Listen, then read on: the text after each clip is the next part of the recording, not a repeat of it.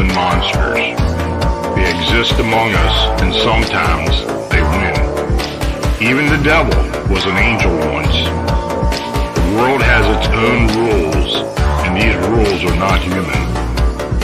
Some of us seek answers to the origin and existence of cryptids and the unexplained. Join us as we venture beyond the known and accepted boundaries.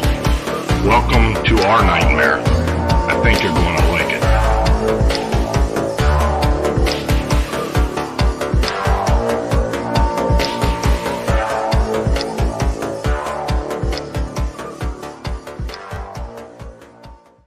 Hey folks, good evening and welcome to Phantoms and Monsters Radio, where we explore and discuss the unknown and the unexplained. I'm your host, Lon Strickler. Thanks for joining me.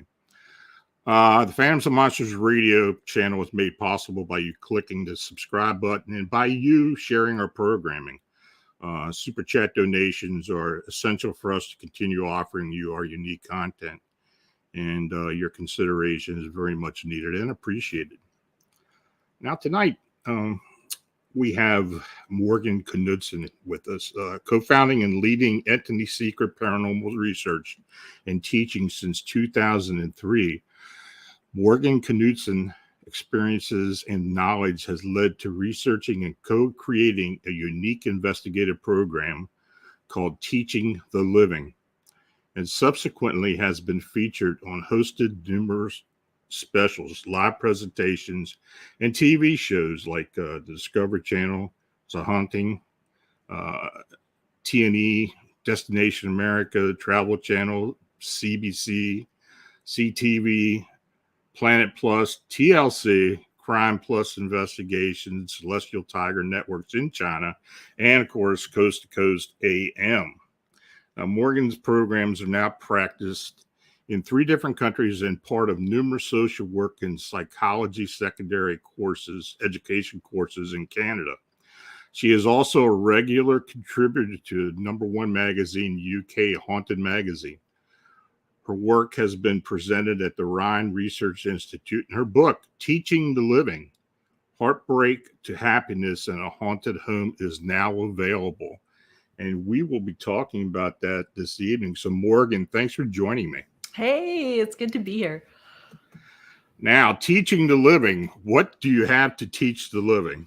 It's definitely not me doing the teaching. It's usually non-physical doing the teaching. Okay. But it really is about the basis for the program is really about our emotional and connection with non-physical and psi.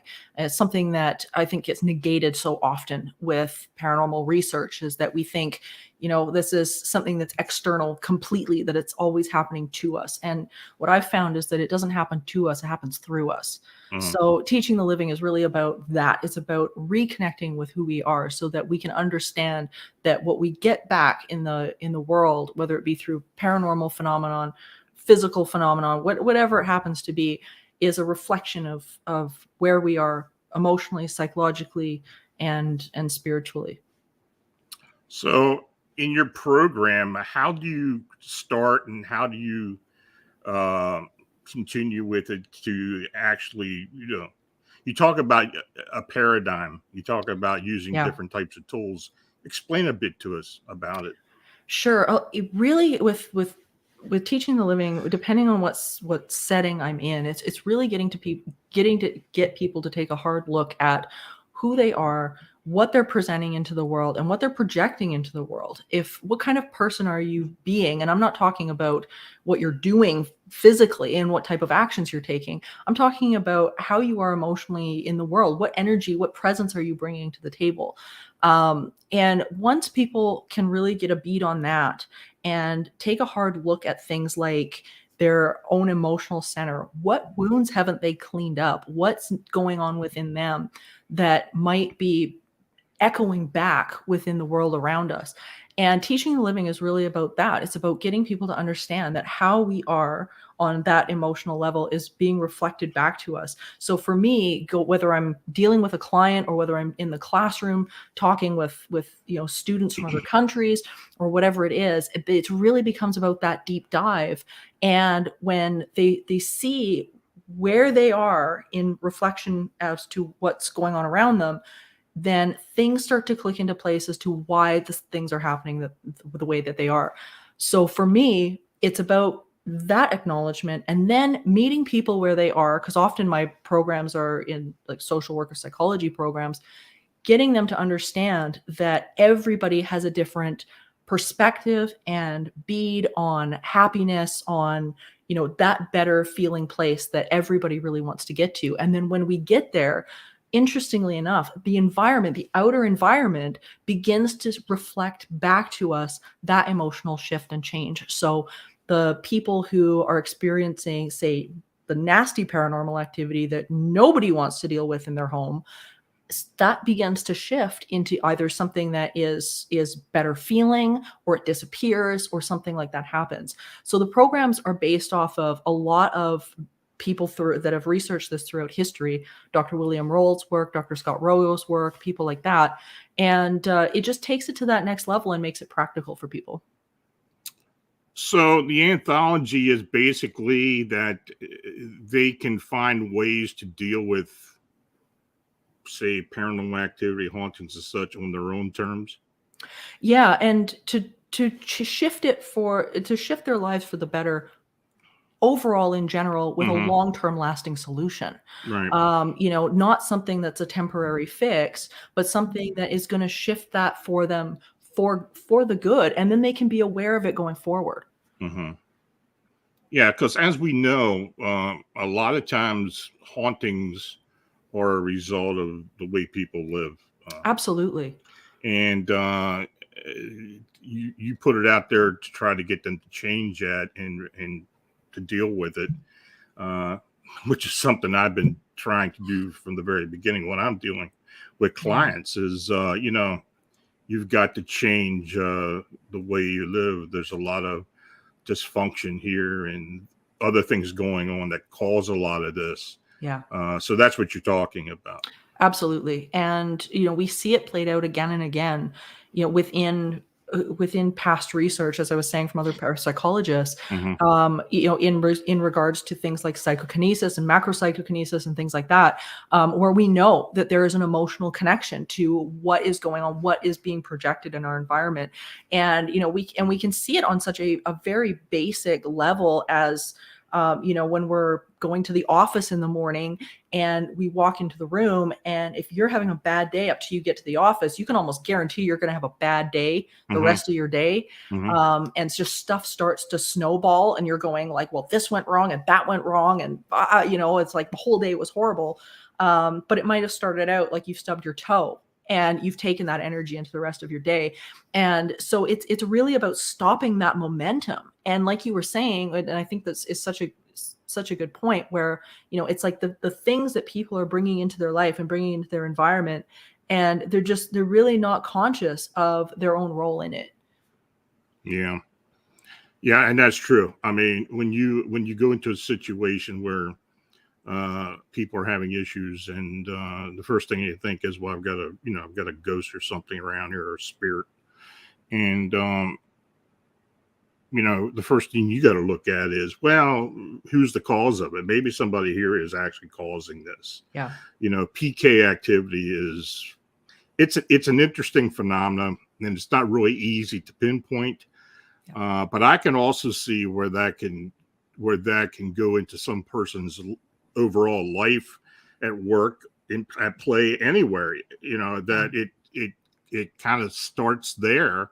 Yeah. And like you say, snowballs into something bigger. Even relationships. Absolutely. Yeah. Big time. Yeah. If it's going down the hole in one area, it's likely bleeding into other areas, is what I've found.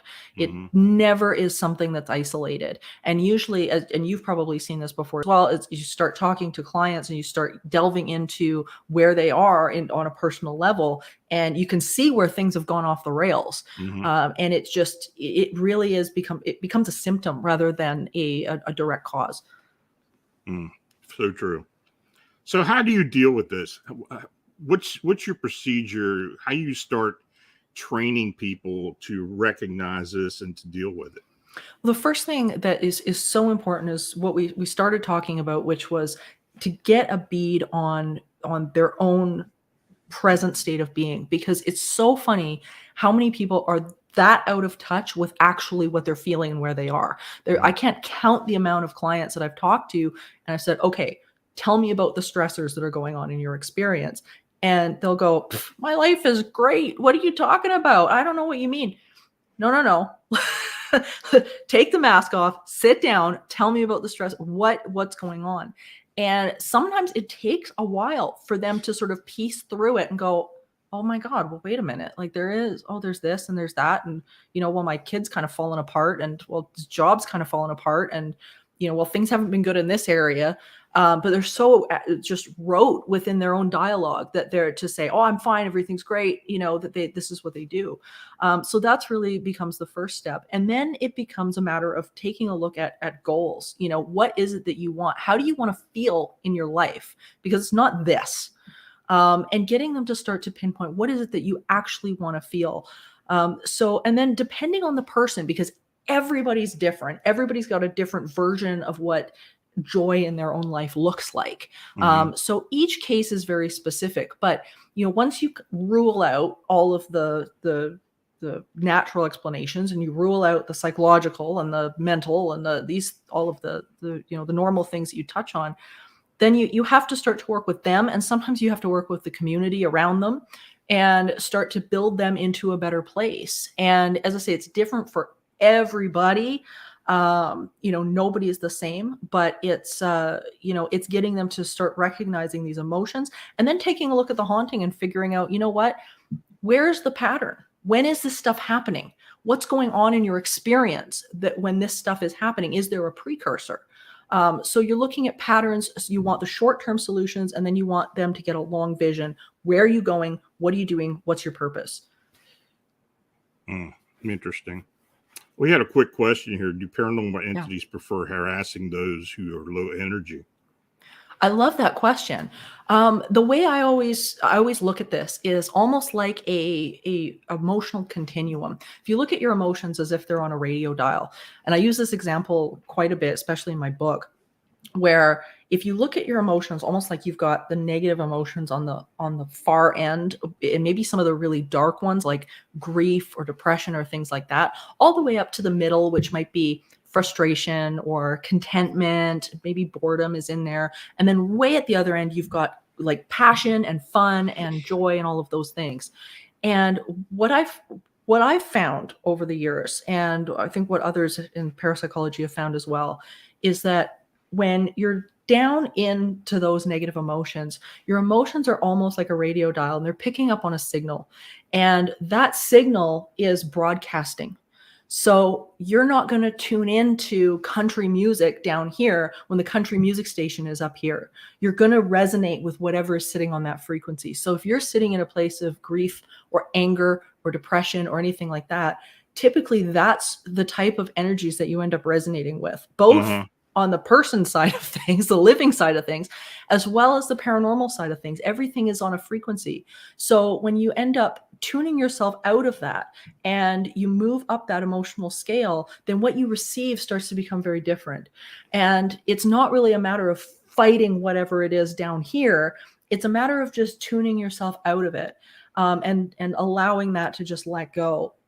So for me, it's not necessarily that you've got a negative entity that's feeding on negative emotion or anything like that, but rather you're just resonating with them at the time. You can tune yourself away from that, but it does take some emotional work. Yeah, I have found in the past, and I don't know how relevant this is, but you'll be involved with a situation with a client, and there always seems to be something there, like an illness or a past experience, grief, somebody's passed, or somebody's broke up, had a relationship, that always seems like, yep, something's coming in to fill the vacuum. Yeah. And starts causing issues. And a lot of times, and this is one thing I have found out and talked about a lot, many of the times when I do work with clients, they have abilities as well. Yeah. They're like what I call a beacon.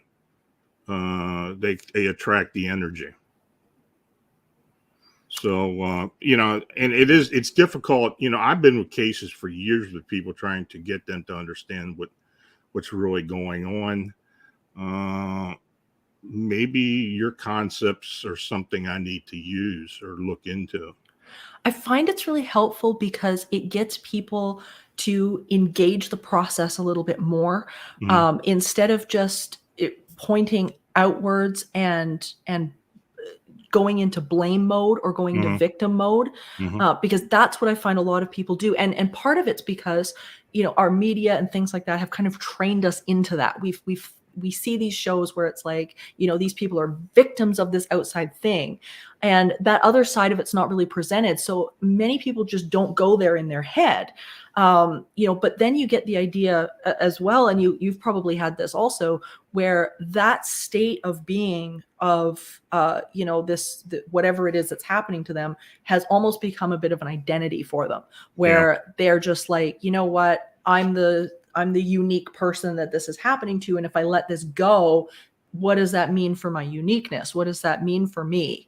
So I've had that as well. So I think the readiness for change, in the book, I talk about 4 stages of readiness, and the last one being that they're so sick to death of where they are, they're ready to hear you. And I think before that stage of readiness, a lot of people, they're not going to move on it, because this concept and where it can throw people is that it takes some deep diving into sometimes some painful places, and that can be something that people don't want to do. They want to just gloss it over. They think, oh, if I just bury it enough, it's not happening. But the reality is, as you and I both know, is if you start to bury that stuff, then whenever you start to gloss over a wound, it gets infected. And it starts to bleed, and it starts to ooze and fester. And that's really what ends up happening with these situations, where if you're burying this stuff, that's fine, but don't worry, it will get worse. Yeah. And I've got a bugaboo about paranormal TV in general, but you see a lot of that when you've got a case presented on a show, but they don't go into the real factors as far as what's going on with the actual person itself. And I used to sit there and watch these shows and say to myself, but there's something else going on here that they're not telling us. And they used to really bug the hell out of me because of that. So I get that.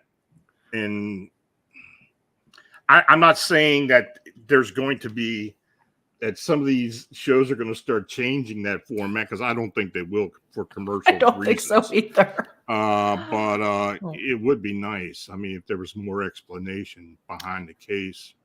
Yeah, I know I do guest spots on both Haunted Hospitals and Paranormal 911. And it's always interesting because, I'll be looking at these cases, and I always have them send me stacks of information, like all the interviews. I'm like, I don't want a summary of the case. I want you to send me the interviews, because usually because basically for those of you guys who haven't seen the show, I basically give my take on people's reports and opinions. So, I will get, one of these cases, and I try my best in the short amount of time that I have to try to drill down to what actually might be going on. And sometimes it's not what people want to hear. They want to hear this other explanation, but I'm a stickler for turning around and saying, no, this is, you brought me here, you're going to get my opinion, whether you like it or not. And it might not, it's not going to be the, the terrifying, horrifying story that you probably are looking for. Yeah, I hear that all the time. I mean, I will tell them my opinion what I think is going on, and they look at you like, "What?" And tell you, "That's not what I want to hear." Well, it's the facts. It's the facts. Yeah, absolutely. Got another question here from Space Cadet Lottie. Question: how do you tell the difference between intuition and worry? Oh, that is a really, really good question. Thank you. I think one of the best ways to figure out what's intuition versus what is worry is, how does it feel when it's happening to you. Mhm. How does it feel? I've got another book coming out in the next little while called The Gift of Instinct. And I have an entire chapter in there about exactly this. And that there's two types of fear that I've found over the years of doing this. One is learned fear, and the other is connected fear. And what's really interesting is that in learned fear usually has a backstory. We can usually figure out where we've gotten this from, where it's like, you know what, my mother was afraid of spiders, and so therefore I'm afraid of spiders, or I had this incident or something like that. There's a story that we're telling ourselves that's not coming from it's coming from an egoic basis, basically. Mhm. Where with connected fear is a little bit different. Connected fear is something that will save your life. And that's not coming from a story you're telling yourself about a situation. That's coming from somewhere else. And what I found is that connected fear has a feeling behind it.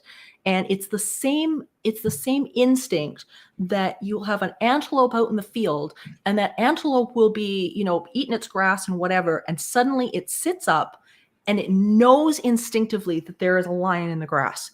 And it knows that. And it's not because it's telling itself a story about the lion in the grass. There's Mhm. an intuitive notion about it. And what's fascinating is that when people act on intuition, it's like those herd of antelope. Those antelope, other people who are in connection with that intuition and instinct will know you're right, and they will go with you. And that's why a herd will move with the one antelope that realizes there's something wrong. Mhm. So I think there's a couple of different ways here that you can look at it. And one is determining, is this connected fear or is this a learned fear? And when you can make that distinction, then you can start to work through, how does this feel within me? And you'll know. Yeah, that's interesting because I have I'm an intuitive, and but when I talk to people that I'm working with, one of the first things I tell them, and I used to say it all the time, is fear sees. Yeah. It doesn't matter unless it's something you've learned or something like you said, that's something it's instinctive. It's always there. You may not think it's there, but it kind of forms every judgment, especially if there's something like a haunting or such, and there's any type of encounter. The fear is what really motivates, drives everything, and it causes all kinds of the brain to go different ways and start making you think a lot of different things. Yeah. Yeah. Yeah, it will. And I think too, what I found is that when you get up into those more positive emotions, what's interesting is that argument that you'll have with yourself about connected or learned fear disappears. Hmm. And when you're in those higher levels of emotions, when you're in joy and things like that, what ends up happening is that starts to shift, and you end up going places, or instinctively going places, or you're pulled or called to places because you're going somewhere better rather than avoiding something you're afraid of. So what I find is when you're doing the emotional work, it becomes not so much about this, I've got to get away from this because I'm afraid. It's like, hey, there's something really nice over there and I want to go see what it is. And then it turns out, you miss the thing that, was going to cause you trouble to start with. And so that's an interesting distinction too. Vincent asked, and I mean, this is a pretty straight up question. Do some negatives entities use fear against you? Of course they do. Yeah, I mean, I think anytime you're dealing with a predator, right? If you've got something that is that sees a weakness or can exploit a weakness, it will. And the key is with a lot of these situations is to bring a certain level of presence into the room with you. If you come into a space and you're feeling fear or agitation or upset, then again, you're resonating with something there that you're going to end up having an interaction with it, in the same way that if you walk into a room and you're dealing with an animal, that animal, if you walk into a room with a dog and you've got that presence about you, then it's going to be read that way, and it's not going to end well. But so with entities, it's kind of the same thing, especially with the negative ones, because they behave so differently than people. So yeah, I mean, I think anytime that you're coming into a situation, no matter what the situation is with that type of energy, then you're putting yourself at a disadvantage and in a place of disempowerment. Now, in your teachings, and you told me before the show that you do less now as far as investigation and more so on the academic side. Do you think that people that actually do paranormal investigations can learn from you in order to deal with clients? Yeah, I think what I hope to bring to the table anyway is a different way of seeing these situations, so that it becomes more about empowering the people rather than about chasing something that we can't necessarily control.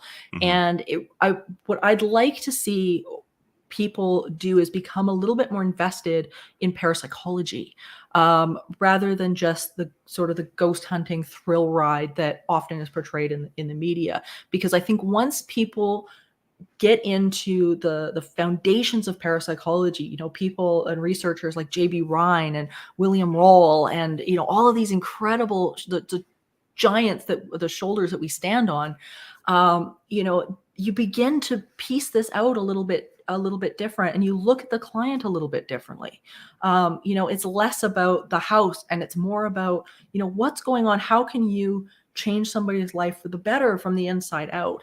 So that's what I'm hoping that people can take away from it. And for the people who are having these experiences and trying to understand what is going on, to turn around and go, hey, wait a minute, this makes sense. This isn't some random thing. This is something that I can start to fix. I can take steps right now to be able to correct this. Now, your title of your book suggests that you may have had some type of paranormal experience that started this whole thing off for you.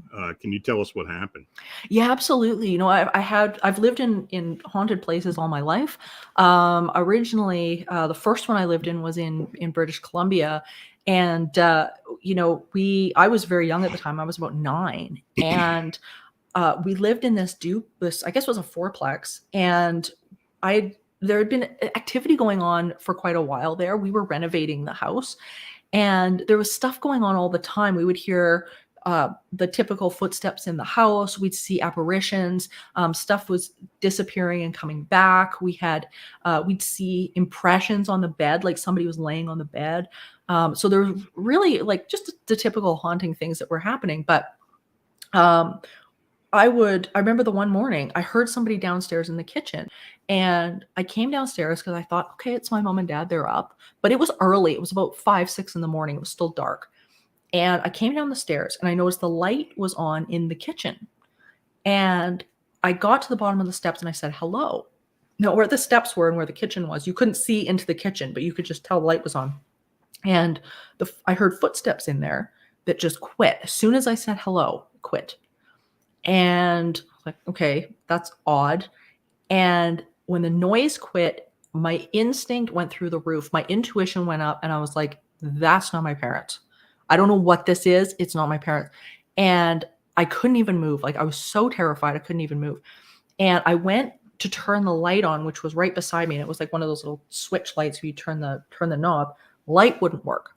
So I freaked out, and I went up the stairs. I was trying to call for help. My mom and dad came down the stairs. So I met them halfway, and they thought somebody had broken into the house. So my dad went downstairs, totally prepared to beat this guy up. And he turned on the light that I couldn't turn on, and it turned on instantly, no problem. And whatever it was gone. But I, to this day, remember clear as a bell, a opaque shape coming out of that kitchen at me. Completely remember that. And it was so impactful, and it terrified me. But once I got over the fear, then it was fascination. It was like, what was this? What happened?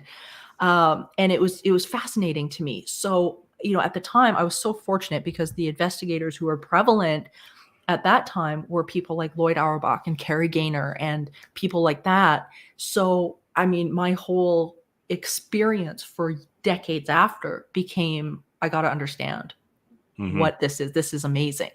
And yeah, lo and behold, here I am. So, but yeah, my whole life, all sorts of stuff happening. Well, I'm a child of the 60s and 70s. When that stuff happened to me, I didn't understand at all what was going on. I mean, I didn't live in a haunted house, but I, my first real experience was at the Gettysburg battlefield. And amazing. That's when it really, you start thinking, oh, well, you've had a thought that something maybe had been going on, but you really didn't know. Yeah. And like you want to know more. Oh, yeah. And it's like, yeah, now I know why I'm getting this feeling when something's around, or, so interesting. It's so cool because, this stuff, I think people forget that, it's really about connection, and it's about play and curiosity and embracing the unknown and so much joy. I think people miss, we talk about the frightening stuff, and that's what people predominantly see on TV, but statistically 95% of people's experiences are super positive. And I think people miss that aspect of it. And part of the reason why I wanted to write the book the way I did was to get people to really understand that there is a joy that comes with this connection to non-physical that is so amazing, and it can take away the fear of death. You can have these incredible experiences where you realize, we're not by ourselves. We're not just a meat suit walking around. It can be one of the most empowering relationships of your life. And so that was one of my major motivations for this, was so that people can realize, like, this doesn't have to be something that's terrifying, although that's what the shows would like us to believe, that normally it's not. And what's so funny is that, if you turn around and say to people, have you had a paranormal experience? Oftentimes the people who have had a psi experience will say no, even though they have maybe, had communication from their grandmother or had communication from a family member that's passed over, and they don't equate it with paranormal. They equate it with, but that was grandma. So it's interesting. Yeah. Like, the wording is very, very important. Yeah. And especially, you're right. I mean, that's how it was in my family. We never talked about the paranormal. My parents had no idea what was going on with me. And but each of us have had experiences to where one of our deceased family members would communicate with us, or literally manifest in front of us. That's amazing. Yeah. And it just seemed like it was part of our life. That was the way things should be. Yeah. Now, I don't know if that's the way I was raised. I mean, I was raised in a very conservative Lutheran household. You don't really consider that as being much of anything to do with the paranormal, or people believing in the paranormal. Right. But it seemed to be very standard, at least in our family, that, the dead show up sometimes, and that's just part of the way things are. Yeah, it's funny because I've got a very dear friend who is unbelievably intuitive. I mean, you'd almost classify him as a medium, I think. I don't think he thinks of himself that way, but he is. And it's funny because when we first met, I would talk about the paranormal, and he's quite a bit older than me. He's elderly now. And he would look at me and he'd be like, what do you mean by paranormal? Like, what do you mean? And I always thought it was so weird, because I thought, you've been one of these people who, you see spirits, you talk about them all the time. Like, he was able to channel, incredible. I mean, it's just amazing. And he'd be like, what do you mean by paranormal? And I'm like, well, and I'd give him the sort of the overview of it. And he'd be like, oh, that kind of sounds like what I do. Just like, it is, but again, he had no connection with this word, because it was like, yeah, but this is just normal. Like, this is who I talk to. This is who it was like, what do you mean? It's weird. Like, I don't understand. So yeah, it's interesting. I mean, my own family, my great-great-grandfather was the president of the first psychical research organization in Canada, Albert Duran Watson. And he was one of the groundbreakers here in Canada around parapsychology. And he put a lot on the line, family-wise, career-wise, because he was a physician, a very noted physician and very noted poet. Like, his house now in Ontario is a historical location. So he had a major impact, but at the time it wasn't talked about back then. It was, you're a physician and this is what you're doing. What the hell is wrong with you? So he put a lot on the line just to write his 2 books and put them out there. So, you're definitely not alone in the people who, have really fought through a stigma. That's so true. But like I said earlier, it's funny how family will think something like that is normal. And honestly, and this is another thing that happened to me. I was born and raised in this area, and I moved down south. I lived down south for 40 years, and then I moved back up here several years later. And when I came back up here, it's almost like a spigot went off with paranormal activity. I'm having people calling me left and right about hauntings in the town itself. I literally did, and now there was a well-known case here in Hanover, Pennsylvania. There was a well-known case of a house that was haunted here, and but I started getting phone calls from everybody. It seemed like I had 25 cases in the first 18 months I was here. That's amazing. And it's funny because 5 of those cases were within 2 blocks of this house. Oh, wow. Yeah, and I didn't even know anything about this. So I don't know, but it's almost like it was a trigger went off. I can't explain that. But yeah, it's interesting. And here's something I want to ask you about on the show, and I asked you about it earlier or before we started the show. The use of fire in your teaching. Yeah. Tell us a bit about that. Yeah, absolutely. So it became a passion for me quite a number of years back, about I'd say 7 years ago. I was really fortunate enough to have 2 teachers, one from Australia and then one from Edmonton, who were brilliant. And I really wanted to learn it because they were so brilliant at it, fire breathing and fire eating and things like that. And I was like, this is the coolest thing. And it seemed so empowering. And I really wanted to understand this and learn it. And they were kind enough to take me through and teach me. And what started for me as, something really amazing to learn and begin to master, it turned into a realization that so much of it was about shifting your own paradigms in terms of how you view the world and the stories that you've been told about certain things, whether it be fire or the paranormal or anything else, and really calling into question what you really know about those things. So, for example, with fire, and one of the things that I talk to my students about, or if I'm doing a lecture or anything like that, is I say, how many people have had the talk from their parents, fire is hot, don't touch fire, it's terrible, there's no middle ground, it will burn you. And of course, everybody puts their hand up. And I say to them, okay, if I can change your mind about that, then you have to give me a shot at being able to change your mind about the paranormal too. And they all go, yeah, right, all right. And so I start working with fire right in front of them, and there's no trick to it. It's not magic. There's nothing on my hands. There's nothing on, there's nothing I coat my mouth with or anything like that. It's strictly science. It's understanding thermal lag. It's understanding fuels. It's understanding all of these things that allow for certain tricks at certain times, and certain manipulations at certain times. And it's really quite phenomenal. And it doesn't mean that fire's not dangerous or can't be destructive or anything like that. Of course it can. But it doesn't mean that fire can't be touched and handled and certain things like that. There's a loophole. There's a gray area.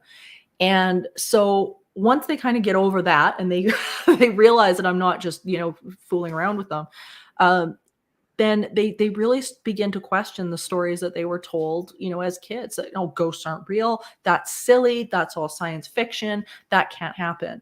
And so I find it a really great visual tool for people to really begin to understand that no, you have to start examining what you're thinking instead of just believing everything you think. Mm. Nancy wanted to know how you use fire as an elemental energy. Now I know it's an element; it's primal. Do you use it like that? Yeah, it's what I find about fire is it's almost like having a dance partner. And that dance partner is very alive. It very much has a mind of its own. It can have a bad day. You have to bring the right energy to the table when you're using it. If I'm feeling upset or angry or anything like that, I don't touch it. I'm very conscious about the energy that I bring to the table with it. Because I find if something's going to happen, it's going to be within that negative emotion. So I find that fire is something very, very similar to non-physical energy. You have to respect it. You have to be able to understand that it is going to do what it's going to do. You will never master it. It will always, have its quirks. And even if I'm choreographing something with it, it's, it'll change its mind last minute and go do something else. Then you got to change your choreography. So it's really an interesting element. So for me, it's very much about seeing it as something that's organic. And once you can kind of understand that, then you bring a new respect and you bring a new relationship to the table. It's interesting the way you described it, that you don't feel right, you're not going to deal with using. I think it's like that with the paranormal or very much helping with people. If I am not feeling up to it, if I'm feeling either weak or just not right in some respect, I am not going to get involved with the case, at least that day anyway. Yeah. I just back off because there's something telling me right there that no, stay away. You just back off from it. Absolutely. And whenever you're helping somebody, no matter what the situation is, if you're not in the mood or you're not up to speed with it, or your cup's not full and your cup's not overflowing, then you make the other person a thief, because the other person is then taking something from you that you don't have, and they don't even know. So it's really one of those things where, you really have to look after yourself and to keep that cup full, so that, you can bring to the table, all of who you are, all of your connection, because sometimes those people, and oftentimes those people, are struggling to find theirs. Now, in the book, you talk about different forms of hauntings. Give people what your thoughts are on different types of hauntings. I mean, I think each of us have a different description, but so what I've found, like, there's the SPR has the Society of Psychical Research has a very distinct categories of hauntings, which I usually go by during investigations. But for people in this book, I kind of brought them to a sort of a new understanding by simplifying things a little bit. So one of the things that I introduced was the idea of, the survival research hypothesis, which is that we're interacting with spirits, we're interacting with, people who were once here and are now consciousness, they're greater consciousness. And then you've got something that's a little bit different, which is the typical, what we would consider like a negative entity. So that's something that might be, for example, a thought form that's been, birthed from negative emotion. And we see examples of this in various research studies over the years. One of the concepts behind this, which we can talk about later, was the Philip experiment in Ontario. Right. And I wrote about that extensively as well, which is where people who focused enough on a made-up character actually created a consciousness through macropsychokinesis. And it was created out of nothing, just pure focus. And so I very much lean towards that as a strong explanation for negative entities. And then you've got the stuff that I think most people know as something like residual energy, where it's things in the environment that don't have, it's not conscious, it's not in real time. It's the environment replicating sounds, sights, smells and things like that are just replaying the environment. So I try to break it down into just super simple formats for people that they can kind of get their heads around a little bit.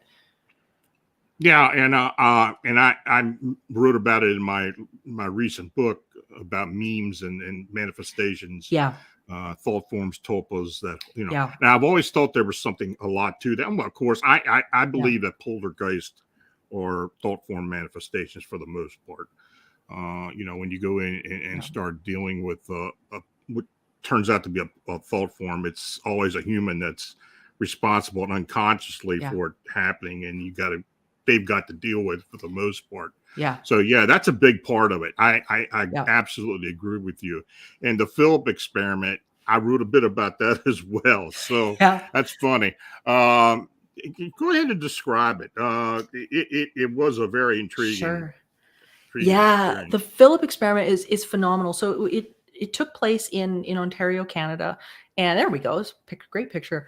It took place in Ontario, Canada, and it was a experiment designed by the Toronto Society of Psychical Research and Mensa, a number of people from Mensa. And the idea was that they were going to use the old Victorian seance sittings and processes to see if they could conjure a consciousness that was not something that had been living at one point or anything like that. They created a character by the name of Philip, and he had a backstory and he was super involved. It was really, really interesting. He was kind of a sleazy character, and he was a murderer. He murdered his wife, and there was this whole thing.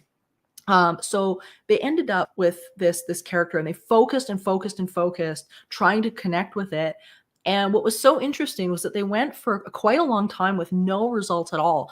And then when they began to realize that joy and having fun at the sittings was a factor, within a couple of days, boom, they had responses. And this Philip would respond to its name. It would, give information. It would react to them. It would say hi to them. It was very, very interactive. Interestingly, it would only respond with answers that the people in the room knew. So even if they had the answer wrong, it would repeat back the wrong answer, because it was literally a manifested consciousness. It was like a symptom of macrokinesis. It was really cool. So they replicated this experiment again with another group, with another character named Lilith, and bam, they had the same reaction. Right. Same thing. So it was, to me, it's one of the most striking and most important studies that has ever been done in parapsychology. Yeah, I agree with you. And I'm going to date myself. I was living in Hamilton at the time this happened. Yep. And I knew about it, heard about it like this. It was fascinating when the articles started coming out in the Canadian press about it. Yeah. And I've always thought, and you don't really hear a whole lot about it. It's not a mainstream type of experiment until more recent years, when the thought form theory became more prevalent. And but yeah, you're right. It is a fascinating experiment. Yeah, and like you say, it is not talked about, and it needs to be talked about, because it's one of those things where we gloss over this idea of human involvement. And I think when people think of PK and psychokinesis, they think of spoon bending and that kind of a thing, like manipulating physical objects in the space. They don't think about a consciousness being birthed from thought, and that's a whole nother ball game. So, I think that's one of the key studies that anybody who's interested in this stuff or is going into this stuff initially have to read about the Philip experiment. Oh, absolutely. I agree. I got a question here from James. What is required for a dark entity to possess you? It's really interesting because there's a plenty of forms of or thoughts on the idea of exorcism and things like that. depends on what people's take is, I think, on the idea of exorcism. What's interesting is that many of the people who, who claim they've been possessed and things like that, many of them are very highly religious people, which is, I find very interesting. That's something that we have to acknowledge. We have to acknowledge. And so I think a lot of the times when people are reporting things like possession and things like that, it really is a sort of a factor of people's state of expectation as to how this phenomenon will happen. So I think some of it is that. I think there is a strong parallel of mental illness that happens. I know that's not a popular answer, but that's real.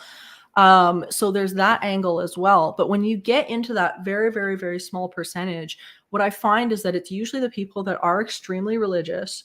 They are steeped in extreme negative emotion.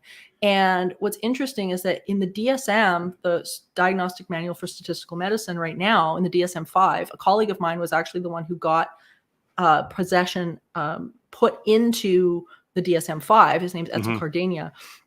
And interestingly, unless you have X number of, negative symptoms with it, you're actually not considered possessed. So for example, somebody who's channeling something positive, like Jane Roberts or Esther Hicks or somebody like that, who's getting very, very positive messages, even though it's considered technically possession, it's not considered a possession trance disorder as it would be classified in the DSM-5, which is really cool. So I'm on the fence about exactly how the mechanics of that type of thing works. I think there's a lot of state of expectation. I think there's a lot of people who get wrapped up in paranormal phenomenon and it goes a little bit too far. I think there's a multitude of reasons in terms of full on out possession. I've not witnessed one. So, I mean, I feel like I can't quite comment on that as much as I'd like to. Well, I have. Okay. Now, and I was going to ask you do that then. I was going to ask you if you have ever been present at a Catholic rites exorcism. I have not. Well, I have. Oh my. Yeah, and it's interesting. I bet. And I'll be honest with you, if I'm doing a case and I believe it's going to that extreme where there is actually possession, I tell them, call your priest or call your pastor. Even your pastor will do it. Because I am not going that deep. Yeah. I have on 2 occasions, I have been at a house working and in walks the priest or in walks the pastor. And they're like, I'm asking them, what the hell is this all about? And I actually saw a priest run out of the house one time. He got scared. Yeah, I believe it. Yeah. They think, and I don't like saying this because I've got a lot of Catholic friends, but I don't think they really are ready for what may happen at some point. And the whole experience is pretty bizarre.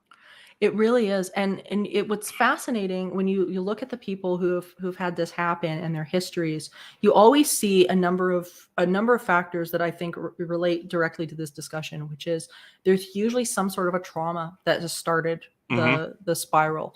For example, like it's, they've lost a loved one and have not dealt with it well.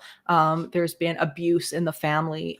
There's been something that's gone on that's traumatic, again, that is being left to fester, that is kind of bleeding into their world.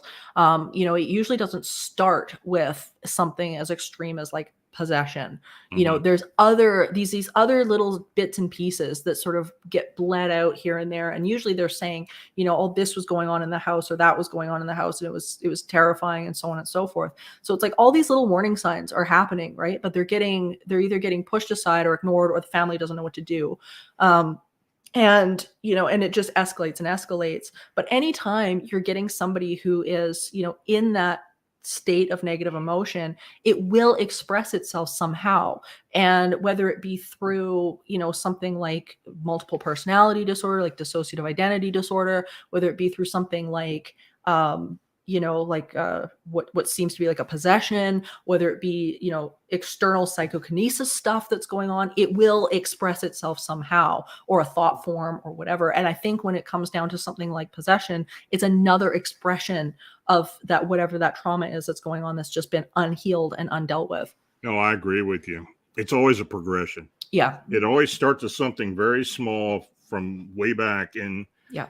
it seems to compound itself. And unfortunately, it's almost like pulling teeth when you talk to the client about that, and to get them to open up.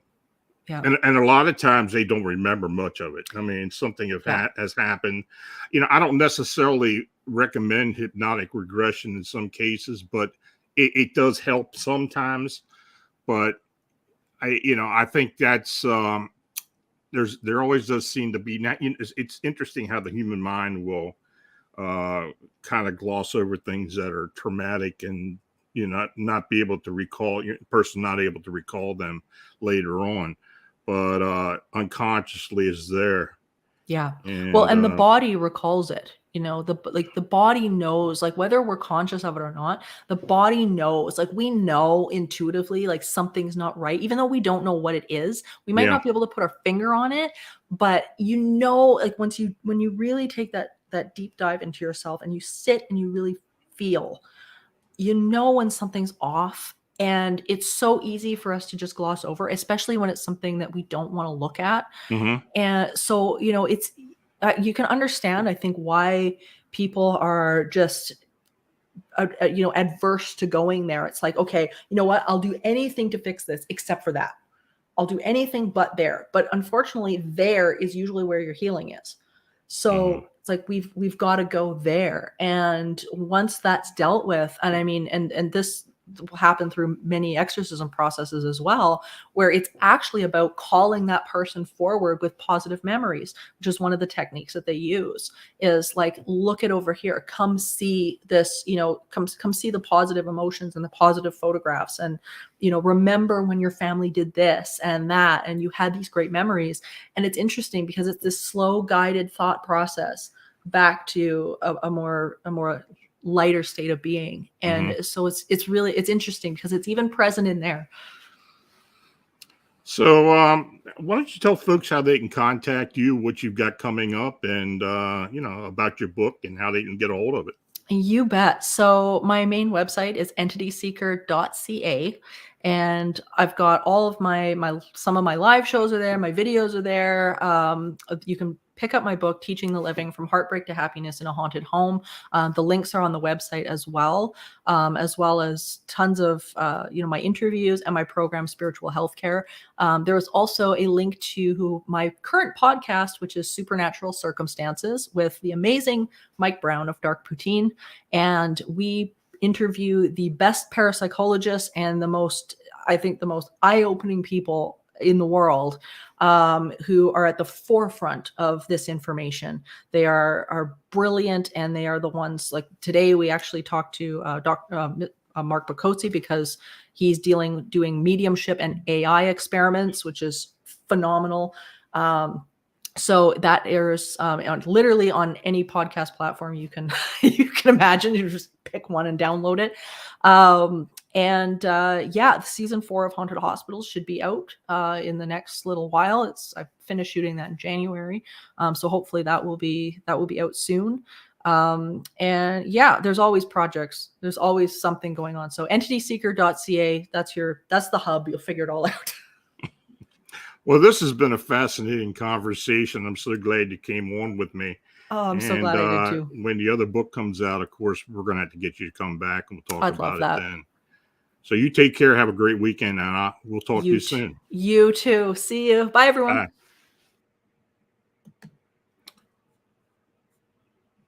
So if you've had an unexplained encounter or sighting, feel free to contact me directly at Lon Strickler at phantomsandmonsters.com, or through the Phantoms and Monsters blog site. Also, if you would like to have your encounter or sighting read on the show, please forward it to my email. We plan on starting a separate show where I will be reading cases and such that have been posted on Phantoms of Monsters, or that the Phantoms of Monsters fortean research team have been working on, and your new experiences as well. So send them to me and let me know that you want them read on the show. So again, I want to thank Morgan Knudsen for joining me this evening, and thanks to each and all you for watching and chatting. If you made a super chat donation, it's truly appreciated. Your support is what makes this possible. Please click on the subscribe button and also become a member of the Phantoms of Monsters radio show. My new book, The Meme Humanoids, Modern Myths and Real Monsters, is now available on Amazon.com. So next week, my guest will be cryptozoologist and author Ken Gerhardt. We're going to catch up with Ken, talk about some of the newer investigations he's been involved with. He's been a busy guy too, so as well as also a few other interesting surprises may pop up as well. So be sure to tune in. So until next week, stay healthy and have a safe and enjoyable weekend. Good night.